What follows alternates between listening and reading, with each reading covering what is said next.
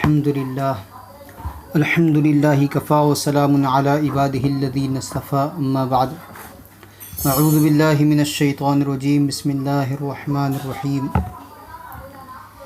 قال اللہ تعالی فی کلامہ المجید والفرقان الحمید وَلَوْ أَنَّ عَلَيْهِمْ بَرَكَاتٍ مِّنَ السَّمَاءِ وَالْأَرْضِ وَلَكِنْ كَذَّبُوا فَأَخَذْنَاهُمْ بِمَا كَانُوا يَكْسِبُونَ سبحان ربك رب العزة عما يصفون وسلام على المرسلين والحمد لله رب العالمين اللهم صل على سيدنا محمد وعلى آل سيدنا محمد بارك وسلم اللهم صل على سيدنا محمد وعلى آل سيدنا محمد بارك وسلم اللهم صل على سيدنا محمد وعلى آل سيدنا محمد بارك وسلم۔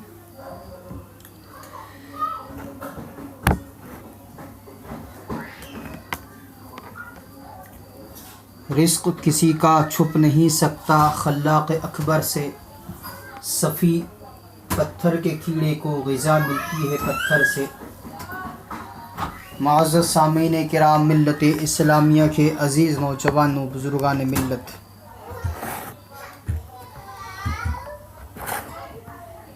اس تالہ بند ان حالات میں،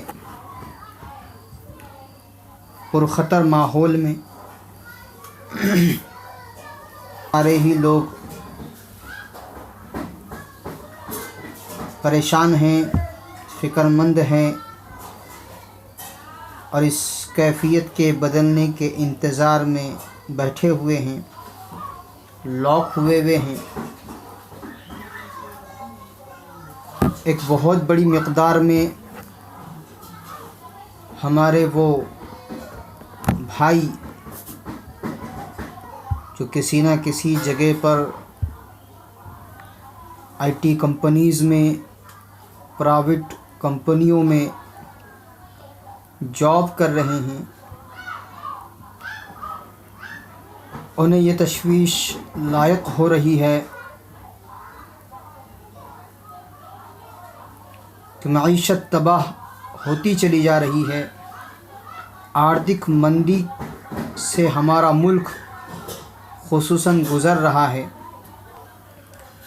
ایسے سنگین حالات میں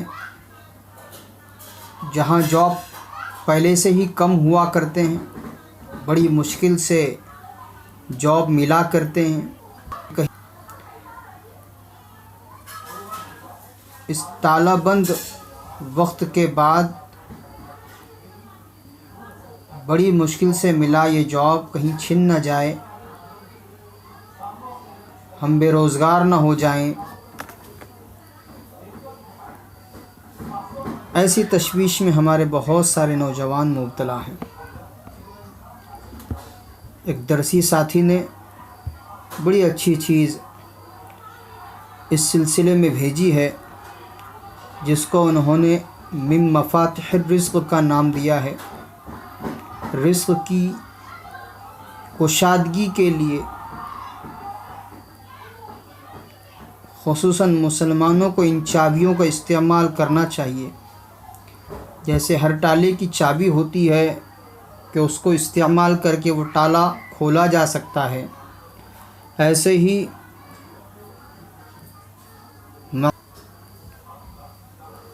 میں آ رہی یا آنے والی تنگی کو اور تنگی کے اس تالے کو بتلائے ہوئی چابیوں کے ذریعے دور کیا جا سکتا ہے، کھولا جا سکتا ہے۔ سب سے پہلی چیز جو من مفاتح الرزق کے باب میں بتلائی جا رہی ہے وہ ایمان ہے۔ ایک اور اچھی چیز جو انہوں نے اپنے اس مضمون میں رکھی ہے کہ تمام باتوں کو، تمام بتلائے ہوئے فارمولوں کو قرآن و حدیث کی روشنی میں واضح کیا گیا ہے، کھولا گیا ہے۔ تو پہلی چیز ایمان ہے۔ اس سلسلے میں قرآن عظیم الشان کی آیت اللہ جل جلالہ و عما نوالہ ارشاد فرماتے ہیں وَلَوْ أَنَّ أَهْلَ الْقُرَىٰ آمَنُوا، اگر یہ بستی والے ایمان لے آتے، واتقوا، اور اللہ کا تقوی اختیار کرتے، لَفَتَحْنَا عَلَيْهِمْ بَرَكَاتٍ مِّنَ السَّمَاءِ وَالْأَرْضِ، تو ہم ان پر آسمان و زمین کے برکتوں کے دروازے کھول دیتے، آسمان و زمین سے ان کے لیے برکتیں اترا کرتی، لیکن ایسے ہوا نہیں، کیونکہ وَلَٰكِن كَذَّبُوا، انہوں نے ان آیات کو، اللہ کے ان وعدوں کو جھٹلا دیا، ایمان نہیں لے آئے۔ فَأَخَذْنَاهُمْ بِمَا كَانُوا يَكْسِبُونَ، تو اللہ فرماتے ہیں کہ ہم نے ان چیزوں میں جن کو انہوں نے کیا ہے، ہم نے پکڑ فرمائی۔ وہ بے ایمان رہے، بے ایمان ساتھ ان کی پکڑ ہوئی۔ سورہ اعراف آیت نمبر 96۔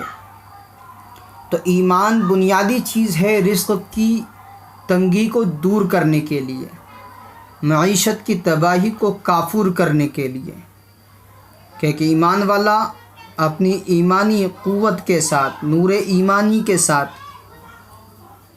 کبھی بھی کہیں بھی فکر کوشش کرنی چاہیے۔ دوسری چیز جو اس آیت میں بھی ذکر تھی، الگ سے علیحدہ بتایا گیا کہ التقوی، کہ ایک آدمی ایمان والا تو ہے لیکن اللہ کا ڈر، اللہ کا خوف، گناہوں کا چھوڑنا اس کی زندگی میں موجود نہیں ہے، جس کی وجہ سے رزق کی تنگی کو وہ محسوس کرتا ہے، اپنی آنکھوں سے دیکھتا ہے۔ تو تقوی ایک ایسی چیز ہے کہ اگر وہ زندگی میں آ جائے تو رزق کی تنگی دور ہو جائے۔ اللہ جل جلالہ و من والہ اس بارے میں ہماری رہنمائی فرما رہے ہیں۔ قرآن عظیم الشان میں فرمایا گیا، وَمَن يَتَّقِ اللَّهَ يَجْعَلْ لَهُ مَخْرَجًا، کہ جو بندہ تقوی اختیار کرتا ہے، اللہ کا ڈر اپنی طبیعت میں، اپنے مزاج میں پیدا کرتا ہے، تو اللہ فرماتے ہیں کہ اللہ اس کے لیے راستوں کو ہموار کر دیتے ہیں۔ وَيَرْزُقْهُ مِنْ حَيْثُ لَا يَحْتَسِبُ، اور ایسے راستے سے اس کو روزی پہنچاتے ہیں کہ اسے گمان بھی نہیں ہوتا کہ یہ روزی مجھے کیسے مل گئی۔ اس کو حضرت فرما رہے ہیں کہ جب تقوی زندگی میں آ جاتا ہے تو بلوں سے روزی ملا کرتی ہیں۔ ایک صحابی ضرورت سے فارغ ہونے ایک ایسے چٹیل ویران جنگل میں تشریف لے گئے جہاں دور دور تک کوئی آبادی نہیں تھی۔ جب وہ اپنی ضرورت سے فارغ ہوئے تو کیا دیکھ رہے ہیں کہ ایک بل سے چوہا نکلا، اور اس کے منہ میں ایک اشرفی ہے، وہ اشرفی ان کے پاس ڈال کر پھر بل میں گیا، پھر لے کر آیا، ایسے 6 اشرفیاں اس نے لے کر آئی۔ یہ صحابی اللہ کے نبی صلی اللہ تعالیٰ علیہ وسلم کی خدمت میں پہنچے، سارا معاملہ بتایا تو فرمایا یہ غیبی نصرت اور مدد ہے جو اللہ نے تمہاری کی ہے۔ تو اس پر حضرت فرما رہے ہیں کہ ان کو بلوں سے روزی ملا کرتی تھی، اور ہماری ساری رقم، ساری جمع پونجی بلوں کے پے کرنے میں جا رہی ہے۔ تو تقوی زندگی میں آئے گا تو ایسے راستے سے اللہ تبارک و تعالیٰ روزی فراہم فرمائیں گے کہ آدمی کو گمان بھی نہیں ہوگا کہ یہ کہاں سے آئی۔ سورہ طلاق آیت نمبر 32۔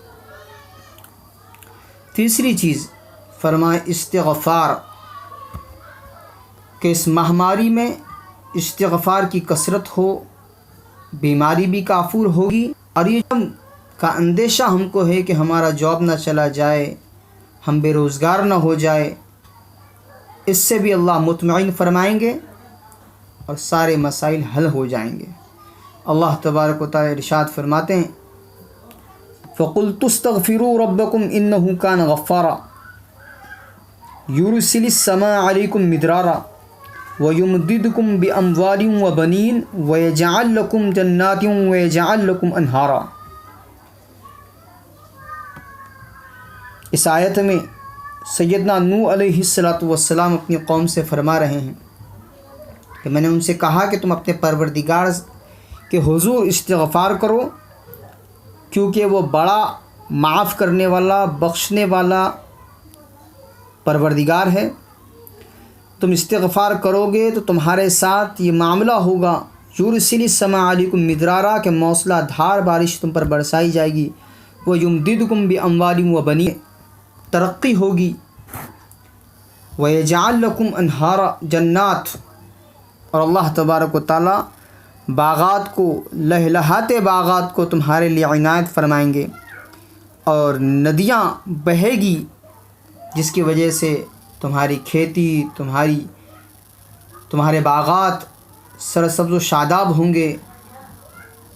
اس لہلہاتی کھیتی میں اور اگتے پھلوں میں تم سہولت بھری، عافیت بھری زندگی گزار سکو گے۔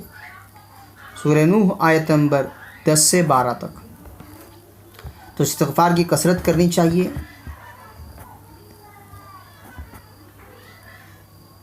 یہ کرنے سے اللہ تبارک و تعالیٰ بارش کے مسئلے کو بھی حل فرماتے ہیں، اولاد اور مال کے مسئلے کو بھی حل فرماتے ہیں، باغات اور کھیتی باڑی کے مسئلے کو بھی حل فرماتے ہیں۔ ایک اور چیز ہے الشکر۔ انسان جب شکر گزار بندہ بن کر زندگی گزارتا ہے تو اس کے زندگی سے نعمتیں کبھی چھنتی نہیں۔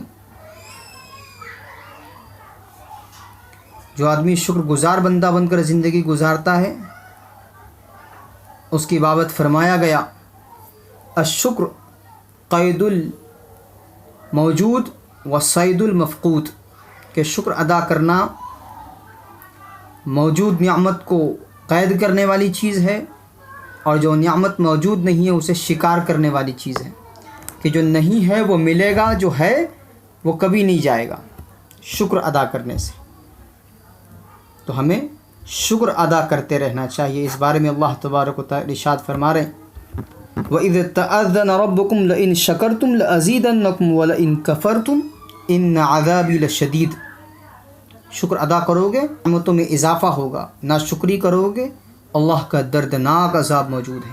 سورہ ابراہیم آیت نمبر 7۔ تو ہمیں شکر گزار بندہ بن کر زندگی گزارنی چاہیے تاکہ ہماری روزی کے مسائل اور تنگیاں دور ہو جائیں۔ ایک اور چیز فرمائی انفاق، خرچ کرنا۔ آدمی فرصت کے، ضرورت کے موقع کے لیے مال سنبھال کر رکھتا ہے، لیکن یہ اللہ کا اصول ہے، خرچ کرنے سے نعمتیں بڑھ جایا کرتی ہے، برکتیں آ جایا کرتی ہیں، اطمینان، عافیت زندگی میں عطا ہوتی ہے۔ اللہ تبارک و تعالی ارشاد فرما رہے ہیں وما انفقتم من شیء فهو یخلفہ، جو کچھ تم خرچ کرو گے وہ تمہیں پیچھے سے پہنچایا جائے گا، وہو خیر الرازقین، اور اللہ تبارک و تعالی بہترین رزق کے تقسیم کرنے والے ہیں، بہترین رزاق ہیں، پالن ہار ہیں، ساری ضرورتوں کو پورا کرنے والے ہیں۔ پوسٹ سے بھیج دی اور آپ آنا ہو گئے، منزل پر پہنچنے کے بعد وہ چیز آپ کو مل جاتی ہے۔ ایسے ہی اللہ کے لیے، اللہ کے بندوں پر خرچ کرنے سے اس کا اثر زندگی میں خرچ کرنے کے بعد محسوس ہوتا ہے۔ آدمی دیکھتا ہے کہ کتنی برکتیں میری زندگی میں آ رہی ہیں، حیران رہ جاتا ہے۔ خرچ کرنے والا، اللہ کی ذات کے لیے اللہ کے بندوں پر خرچ کرنے والا کبھی غمگین نہیں رہتا، کبھی تنگ دست نہیں رہتا۔ اسی کو فرمایا 1 پر 10 70 اور 700 گنا تک ثواب مل رہا ہے خرچ کرنے پر۔ سورہ سبا آیت نمبر 39۔ رزق کی تنگی کو دور کرنے کا ایک اور فارمولہ اللہ تبارک و تعالیٰ کی جانب سے اپنے بندوں کو بتایا گیا النکاح، کہ آدمی نکاح کرے۔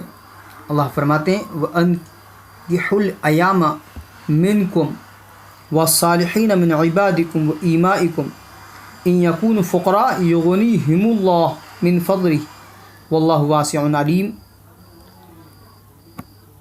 بیواؤں سے، نیکار خواتین سے، مطلقاؤں سے نکاح کرنے کی وجہ سے اگر آدمی تنگ دست ہے اللہ اسے مالدار کر دیں گے اور اللہ اپنے فضل سے عطا کریں گے۔ اللہ تبارک و تعالیٰ بڑے وسیع دینے والے جانکار ہیں۔ سورۃ النور آیت نمبر 32۔ مطلقہ خواتین، بیوہ خواتین، خصوصاً بہت ساری کم عمر جوان العمر بچیاں کسی وجہ سے مطلقہ ہو گئی، کسی وجہ سے بیوہ ہو گئی، زندگی گزرتی چلی جا رہی ہے، ان کے نکاح کی بابت سوچا ہی نہیں جا رہا۔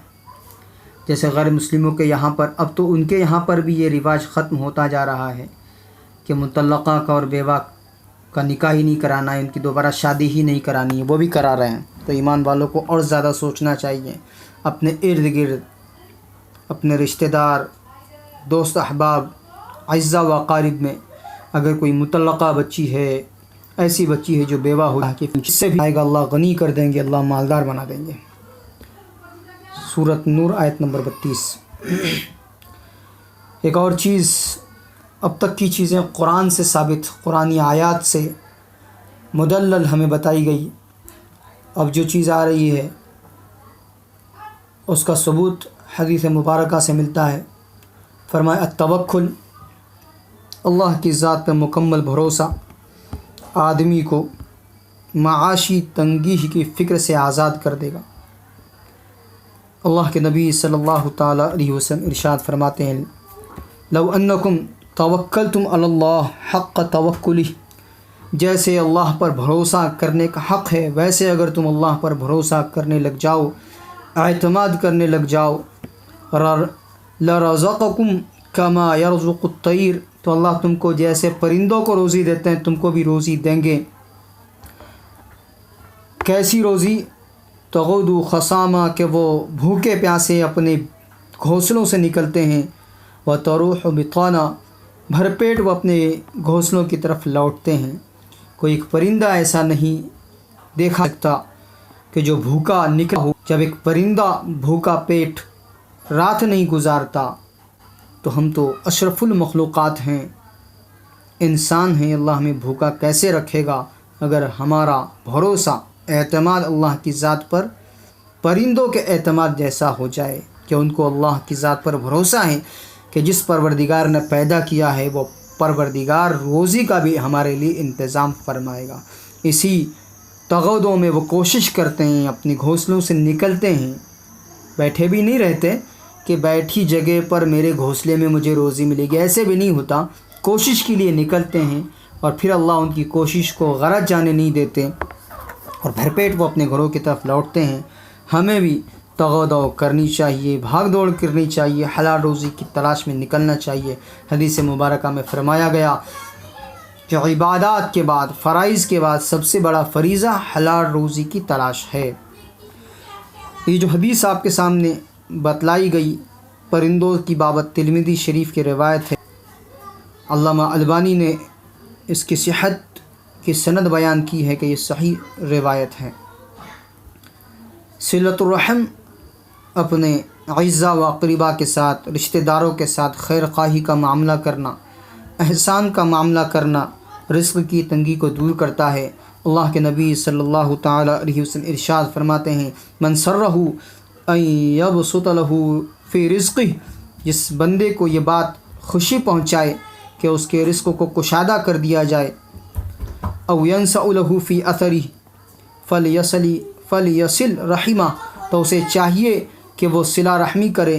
بخاری شریف کے روایت ہے کہ بخاری شریف کے اندر ہے کہ جو آدمی صلہ رحمی کرے گا اس کے رزق میں اللہ تبارک و تعالیٰ کی جانب سے برکتیں ہوگی، اضافہ ہوگا۔